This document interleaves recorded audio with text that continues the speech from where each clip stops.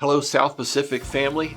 With me this month is, you know him, Bill Malik. And hey, it's been 4 years. Yeah, I know. You miss it, don't you? It's been a wonderful 4 years. No, I love the people, but it's been a wonderful 4 years. Well, you have continued to work in Fresh Start. I have. And I really wanted you to come on because the work that you've done, the website, the seminars, I've continued to go. Every time I've attended, it's new stuff, new material, new information. Fantastic. And I really want our guys and gals to know what's available. So kind of catch us up and talk to us about Fresh Start, Sure. where it's at, and what's happening. Yeah, Fresh Start has really expanded to catch church at various points on their life cycle. Mm-hmm. And so when you go to our website, which is freshstartnetwork.com, you're going to find specifically two things on the first page. Read a white paper or take an evaluation for the life of the church. And we encourage you to do that as a pastor or your team. It's going to show you where you're at. Are you coasting? Are you struggling? Are you merely surviving? We used to do Fresh Start where it was pretty much restart a plant or a church as a plant. Yeah, Now so it's much more. Yeah. Yeah. You and I just met earlier this week, and I went on and saw the white paper you wrote on the whole vision piece, and I was so excited with how you just spelled it out. Many of you are maybe unaware you did vision a few years ago, but you really have to renew the vision. I mean, you always have to retweak it. You don't change the vision, but you retweak it and make it current. And that little helpful white page, it just kind of helps you walk through on how to get that done. It's a revisit and how you revisit that on a regular basis.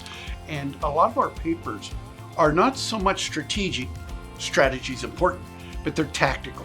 They're how to, and they walk a pastor leader how he can work with his board and his church to walk through a process like leading a transition. Yes. Or creating a master plan for this next year. So practical. You've taken the life cycle, you've added some new points to it. Just kind of touch briefly with what you have there to kind of we used to call it, Dave, incline, recline, and decline. Right.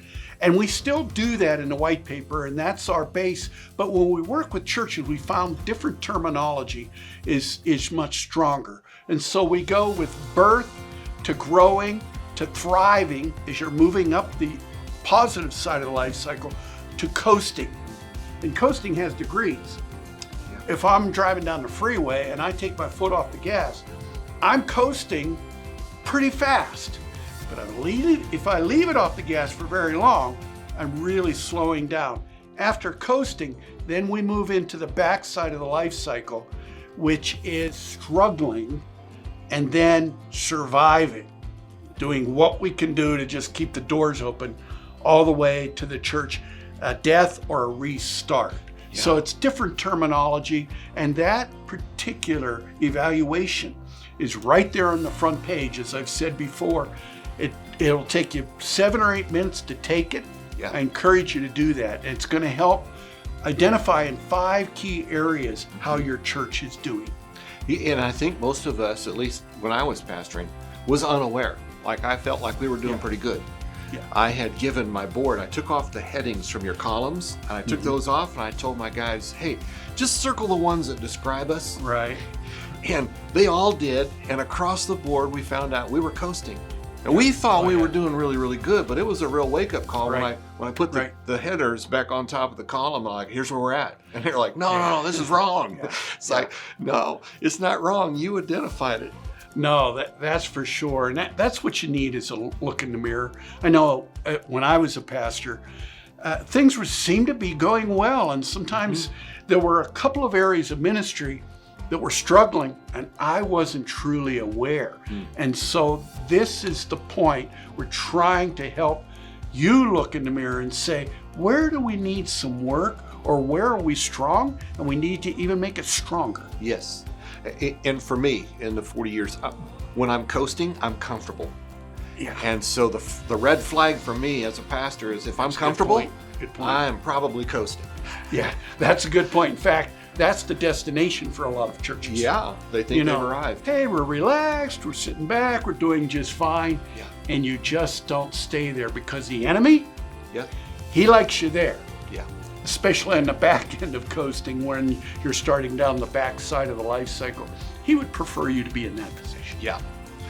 Just with what we have, one thing you really hope that each of our churches are captivated by or have a resource there to get into as we wrap this up. I think it's the one leading a transition, because there are always transitions in a church. True.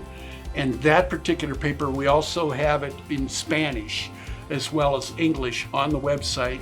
We're going to have all of them there. But that particular one walks you through things like, and I'll leave it at this, how do you convert your authority into influence? Yeah. So you're leading by influence, not authority. It's critical to leading anything. And that does make a difference in how you understand that. It does. Big difference. Thank you for your time. Thank Many you. resources, and we will have Fresh Start trainings continuing to go on within our district. Keep your eyes and ears open for those.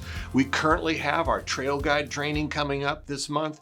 We also have a missions awareness that Tim and Bill are doing. We have next conference coming up for volunteer youth workers and youth pastors and licensed youth workers in our district. So please make sure to pay attention to the emails as well as any other communications that we send out to get you that information. We're doing our best to walk alongside of you, to support you, to give you the tools to find the fruitfulness of the Spirit of God as you lean and press into Him. Love you, appreciate you. Continue to do the things that God has called us to do.